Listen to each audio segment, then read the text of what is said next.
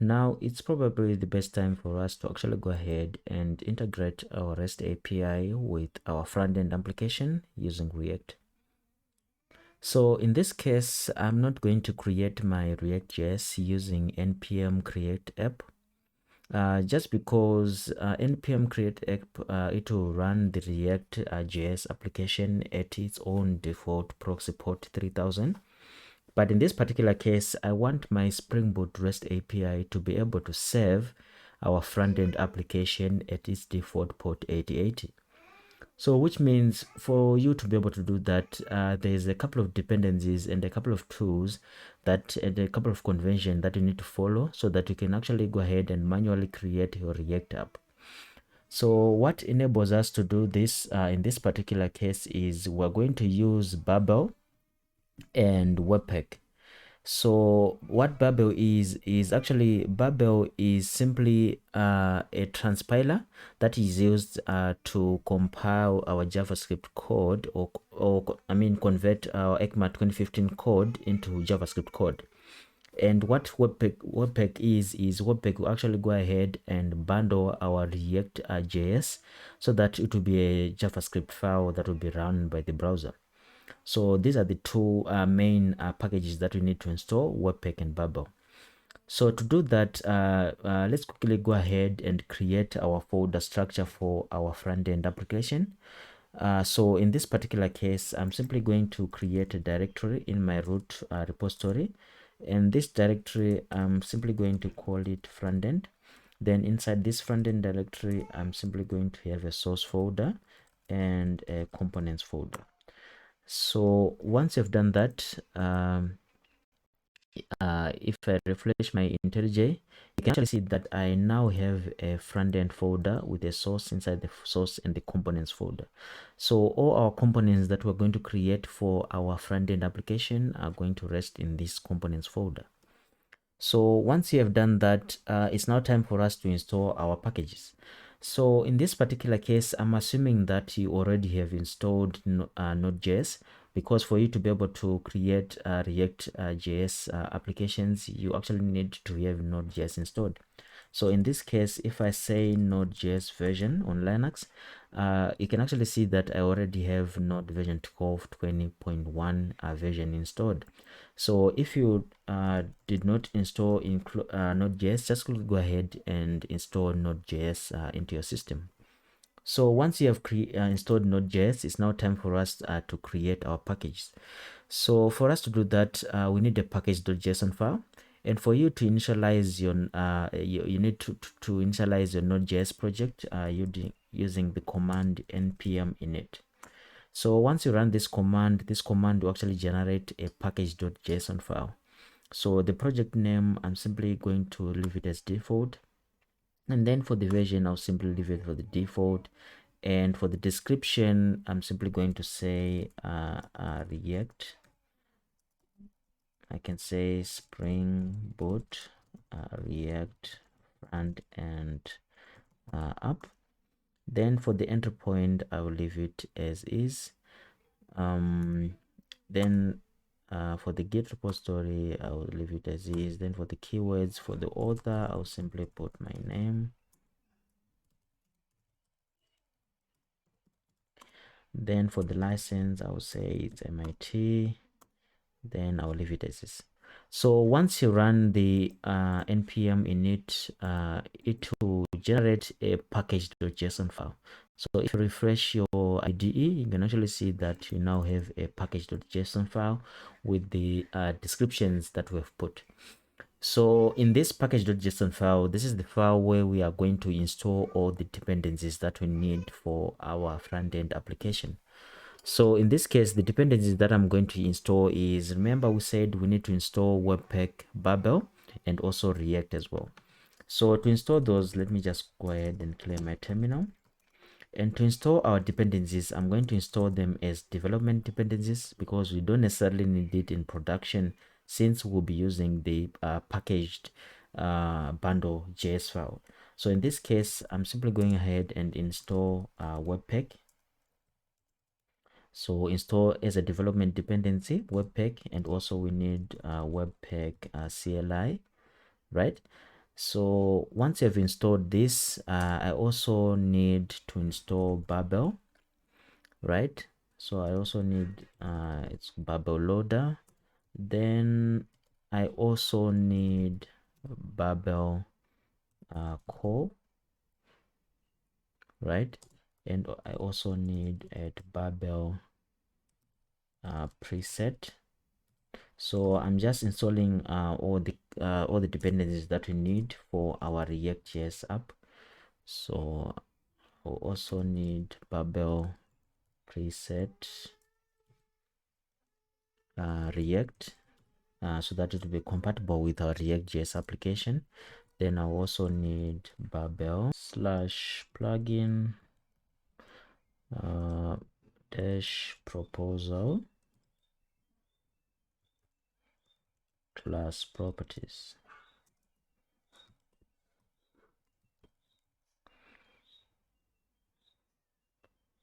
Right. So once we have all these plugin, just quickly go ahead and install them. Right. So once I've installed those couple of dependencies, let me clear my screen. I now need to install React and React DOM, right? And lastly, React router DOM as well, right? And for the last package that I need besides React is I also need to install Axios, which is a JavaScript, which is actually a promise based HTTP client.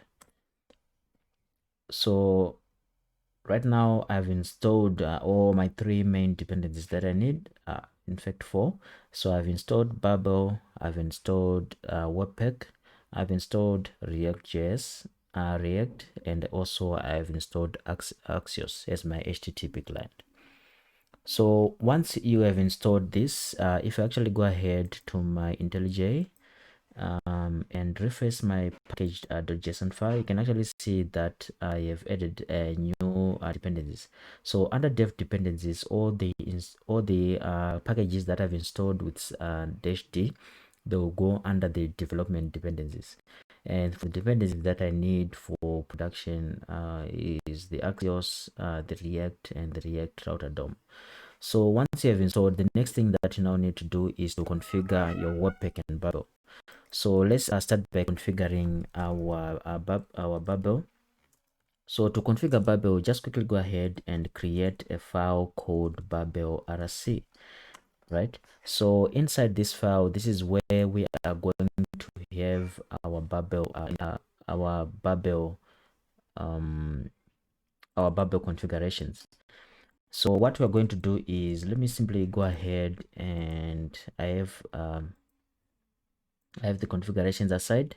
So let me navigate to the file that we just created, and let me just go ahead and pull the files that I have here, right? So what we're simply doing is we are simply configuring our Babel. Remember the Babel preset that we installed, we need to put it under the presets. And also for the target, we are saying it's for its node, and it's targeting the current. So as well as for the plugins that we installed, we need to they need to be added here for as the Babel proposal and the class properties, and also remember the preset for the ReactJs. So once you have installed Babel, the next thing that you need to install configure is Webpack. So just simply go ahead and also add another file called webpack.config.js. So remember, all these files, you are adding them in your root repository of your application. So for the Webpack, remember we said Webpack will actually go ahead and bundle our React JS into a JavaScript file that will be run by the browser. So if I go to the file and then I actually go ahead and paste the configurations that I have here. So what we are simply saying here is actually for the Webpack, what we have here, we are saying it has an entry point which actually defines the app.js file that will be run. So remember we said this is the main entry point. So we're simply telling Webpack that, okay, for the main entry point, you're simply going to run the app.js file. So it's more or less like a public static void main function in your Java application or in your Spring Boot application. So this is mainly the public static void main that we're telling our Webpack to actually go ahead and launch. Right, so once we have done that, the next thing that you can actually see is we have, for our dev tools, we have the source maps, so that when you are debugging your JavaScript code in the browser, you can link back to the original course, to the original source. So this is what source map is for. Then the next thing that we have actually see here is we are now defining our output.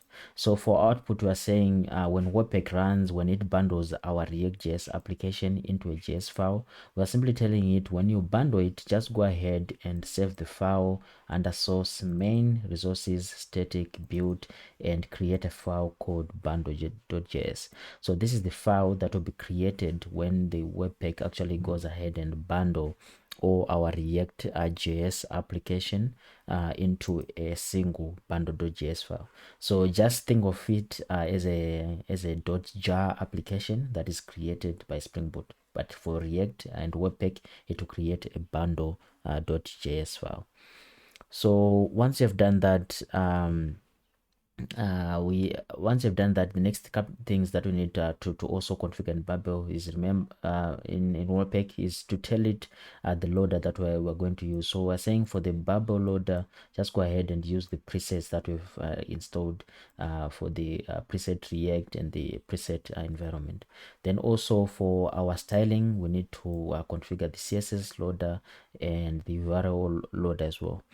So with these configurations, now it's time for us to actually go ahead and create our boilerplate code.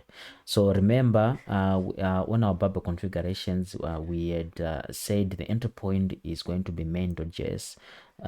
It's going to be an app.js file under source. So if you go under source, then main, we're supposed to have a JS folder. So let me just quickly go ahead and create. I'm simply creating a JS folder, right? So inside this JS folder, this is where we want our app.js file to be in. So let me simply go ahead and create an app.js file. Right, so inside this app.js file, we are saying this is the main file that will be run by our Webpack.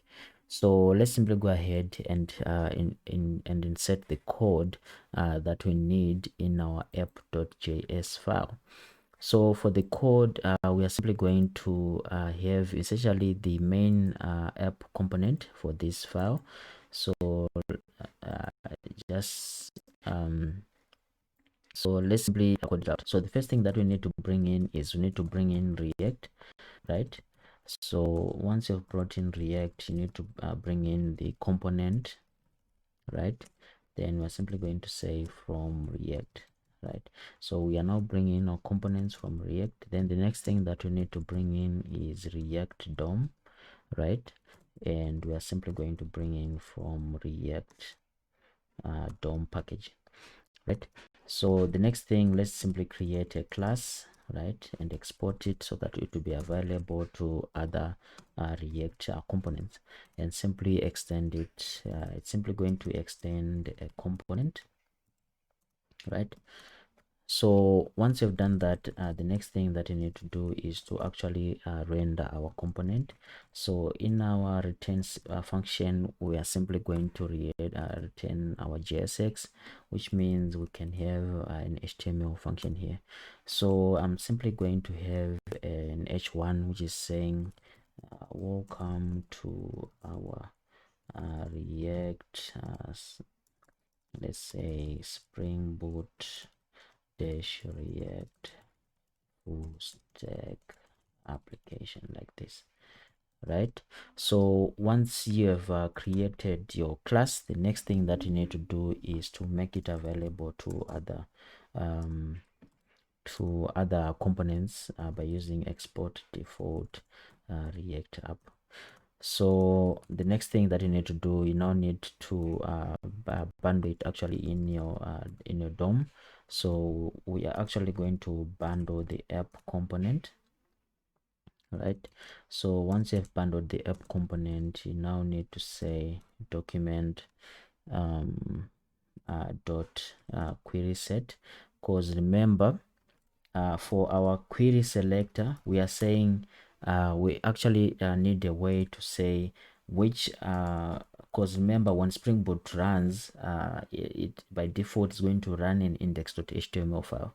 So inside that index.html file, when Spring Boot runs, we actually want to tell it we actually want to tell our Babel to actually go ahead and insert this we want React to actually go ahead and insert this component in that index.html file, right?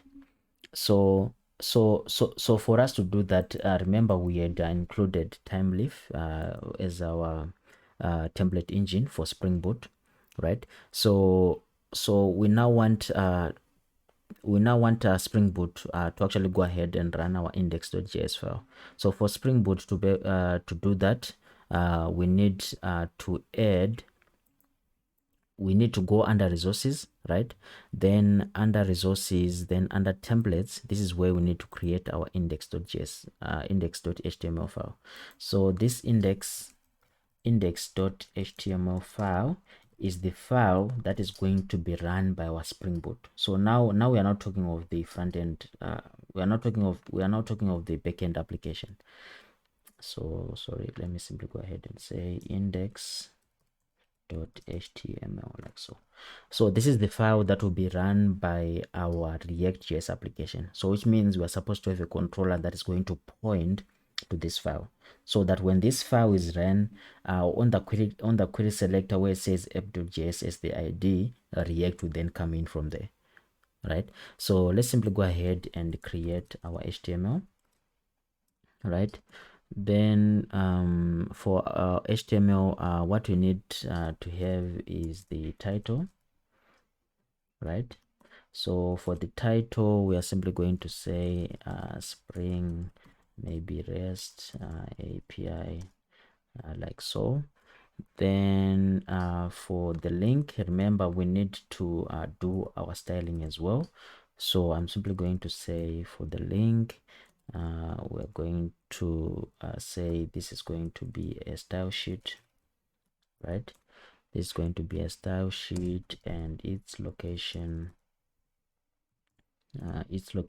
is going to be a main.css file, right?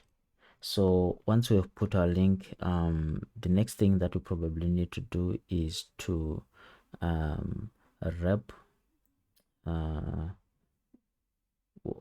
okay, so we can leave it as is. Then the next thing that we need to do is to put our body, right? So this is HTML, to wrap it, and obviously this is going to be in a head section. Sorry, so we need to put these inside our head. I'm not sure where my template HTML template generator is not working, but it should work. All right, but it's fine. So let's simply now go ahead and tell our Spring Boot to actually go ahead and look for the ID that we need. So for ID, remember we said for a selector in ReactJs, we had put app here. So this is where we are going to bundle our component. Our app.js file is going to be plugged in here, right?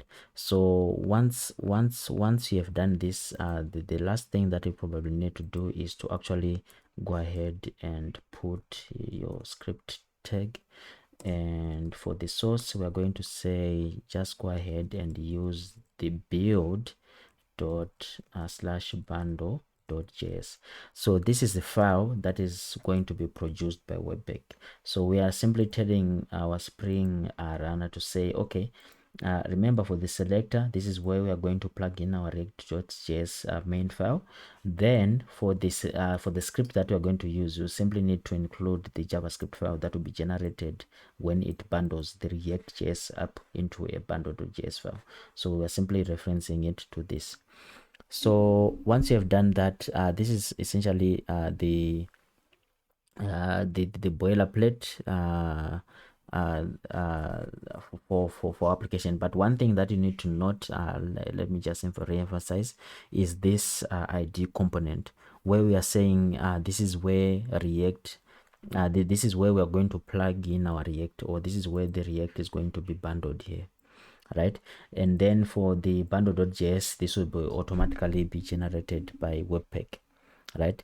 So also note that Spring actually automatically know where this main.css file, it know that these files are simply going to be created under the static folder, right? So for the main.css, it knows that it's going to be created under static folder, and as well as this build JS is going to be created as well under the static folder.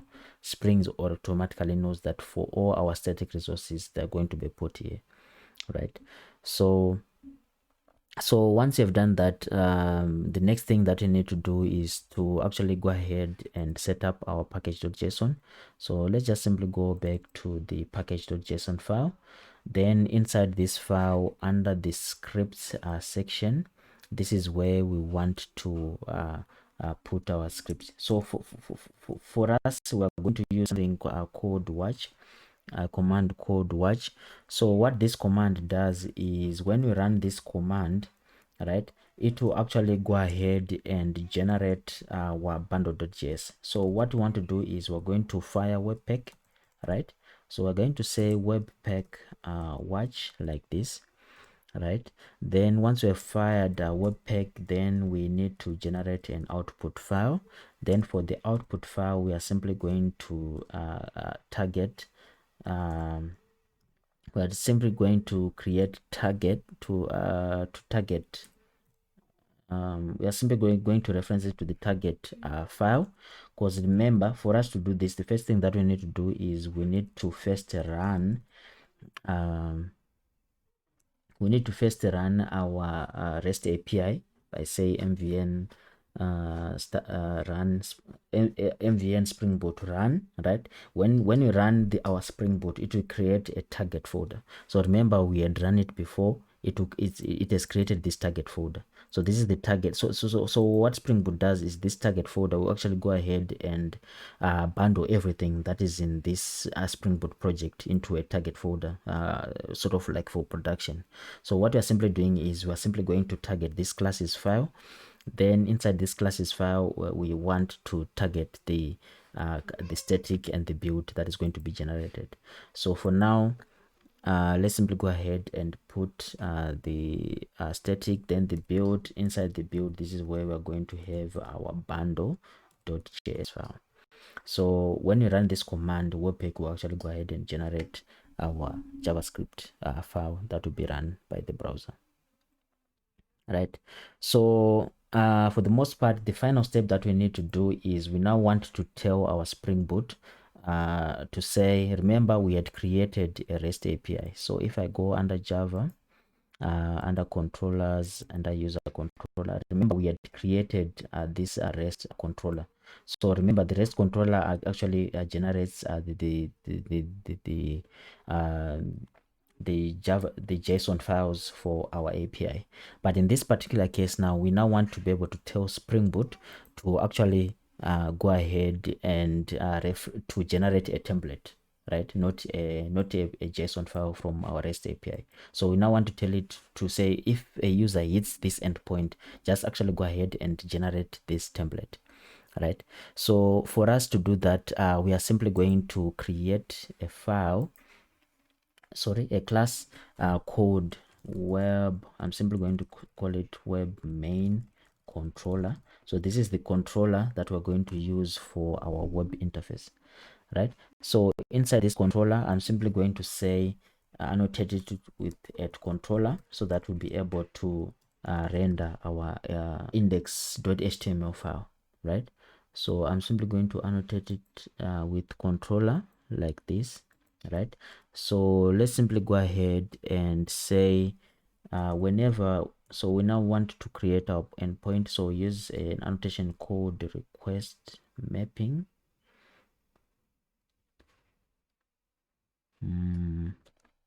All right, something went wrong here when I was creating my folder. So it has created a package. I don't want a package, I need a file. So let me just go ahead and delete this and redo it. So I'm simply going to create a file called web main controller like this, right? Exactly. So this is what you want, right?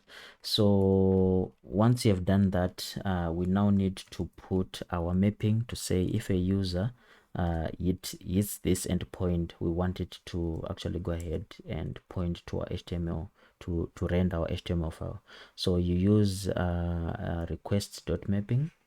So whenever we send a request, right, with its value, right, with its value of slash, why is it doing that? It's supposed to be request mapping like this. Whenever we hit this request mapping with this dot slash, which means with the index location, what we want to do is want Spring to actually go ahead and render whatever is being defined by this index for function. So we want to go ahead and return the index.html file. So you can actually go ahead and say index like this. So Spring will know that, okay, since it is a request mapping, and this, remember we said we need to annotate it with controller like this, right? So if you annotate it with the controller like this, each and every time we see a request mapping, it's going to render our template. So we want Spring to actually go ahead, it will know that, okay, for this template that we're going to render, if we put a different name here, for example, like say food, it will look for the food.html. But in this case, it will simply go under the static, under resources, and then under templates, and it will render the index.html file that we've run. Right, so I know that this has been long in terms of configuring this, but once you have got it right, and once everything is set, you can actually go ahead and test it out. So to test it out, I'm simply going to say mvn springboot run, right? So remember, we need to bundle, we need to create a package.json for a file, right? So if I say springboot run, it's going to create the target folder and stuff like that, and it will put all the codes in terms of our static files and etc. in that folder. So once you have done this, if this class if this API runs successfully, the next thing is we now want to run our Webpack so that it will generate the bundle.js. So let me just go ahead and open a new terminal here, right? So in this new terminal, this is where I'm simply going to run npm run script, right? So inside the run script, if you still remember, if we go to the package.json file, if we go to the package.json file, we had said we want to run the command watch, right? So I can say npm run script watch like this. So once I run this, it seems as if there is an error, so which means I think what's the error saying? All right, let me see if this is finished. Okay, so this seems to have finished. Let me go back again. Springboot React Watch Webpack.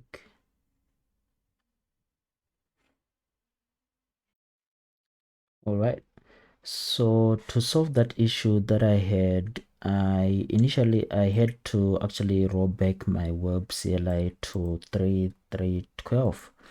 because initially I had installed 4.3.1, so I had to roll it back to 3.3.12 because it seems 4.3.1 is having issues with this command, so I had to roll it back to 3.3.12.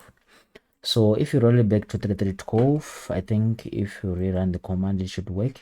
And also here I had misspelled, I had said build instead of build, because in my configurations file, in my Webpack config file, I had said build. So here you also need to make sure that you say build as well. So if that is if that works, if you go ahead and run npm run script, watch like this, you should now be able to, Webpack is now able to actually go ahead and bundle our ReactJs into a bundled JS file. So let's wait for it, right? So as you can see, Webpack has compiled successfully, right? So which means we now have our bundle.js file. So if we were to go to target, and then classes, so under classes, if you go to static, right, you can actually see that we have a build file, right? Then we have a bundle.js file. So what Webpack does is it actually generates this bundle.js file, and this is the file that will be actually run by the browser. So it's not readable, but that's the file, that's the JavaScript file that will be run by the browser. So if I've done this and I had stopped my server here, so let me just go ahead and run the server again, right?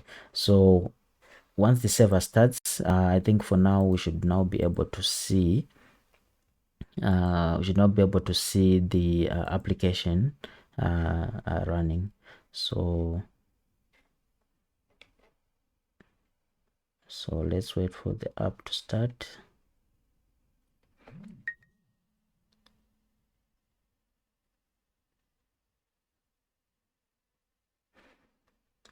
Right, so our Springboot server has started. So if we actually go ahead and navigate to our browser, let's navigate to our browser, and on port 8080, right, let's see. So if you go on port 8080, there seems to be no application of ours, which means we are somehow having an error.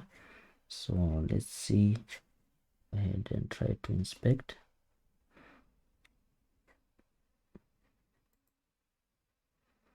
Right, so it's saying it failed to load the bundle.js file, right? So it's saying it failed to load the bundle.js file.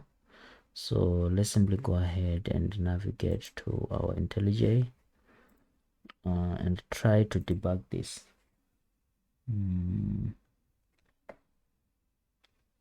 Right, so if we navigate to the index.html, right, this is where our build is. So inside this build, we are actually okay, so here I'd said build again, so these are simple typos and it's probably wasting our time. So let me rerun it again. And since I've made changes to the server, I might need to restart the server again. All right, so if I've restarted the server, if there are any changes, our watch will actually go ahead and keep stacks of the changes that we're doing for our front-end application. So let's see. So right now our server is running and it's almost done. Let's quickly go ahead and switch to our browser and let's try to refresh. All right, so now that you have refreshed, you can actually see that it's now saying welcome to our Springboot application, which means our React.js, our React application is now being plugged into Springboot. So one thing that also have to see here is also saying that cannot get this main.css file. So if I close this up, right, and this is the h1 tag that we had put before. So if I close that up and I navigate to my VS Code, then under the static files, remember this is where we need to put the main.css file. So if I actually go ahead and put the main.css file, all right, even though it's empty, we should now be able to actually see something. So let me just go ahead and put the basic rules that we want for our CSS. So let me just grab what I have here and I paste it here, right? So if we do this and if we rerun our server again, our CSS should be loaded. So let's see. So right now I'm restarting my server again. But for the most part, you guys can actually see that we have served our front-end application with our backend, which is exactly what we need. So for now, you guys should now be able to actually integrate your ReactJs application with your Springboot application. So once the server is done, let me actually go ahead and to the browser and refresh. Exactly. So as you can see, you can actually see that the font changed, which means our CSS is now in effect. So if I go on inspect and I go on console, you can actually see that there are no more complaints from our console. So guys, if you've done this, congratulations. It means that you have fully integrated and successfully integrated your ReactJs app with your front end with your backend Springboot application. So if you guys like this video, just remember to leave a like. So in the next section, what we're now going to do is we're now going to create our UI using ReactJs for our application, so that we'll be able to actually go ahead and write and query our database, that is to query our REST API. So just stay tuned and see you in the next one.